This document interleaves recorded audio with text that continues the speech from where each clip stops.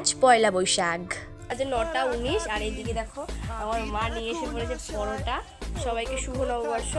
পয়লা বৈশাখ হলে কি হবে, এইদিকে আমার হাল তো একদমই খারাপ। রান্না টান্না করে সমস্ত কাজ গুছিয়ে স্নান করে নিলাম।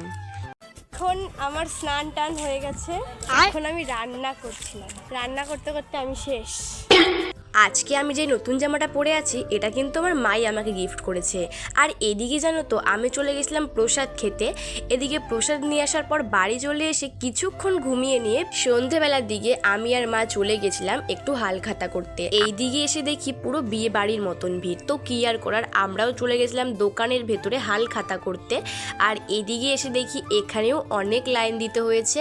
আর আমার না এই হালখাতা করতে কিন্তু বেশ ভালো লাগে। তারপরে এই ব্যাগটা ধরে দিয়ে দিয়েছিলাম মায়ের কাছে। আর এইদিকে চলে গেছিলাম ফুচকা খেতে, যেহেতু এখানে ফুচকার স্টলও দিয়েছিল আর এই মকটেলের স্টল দিয়েছিল।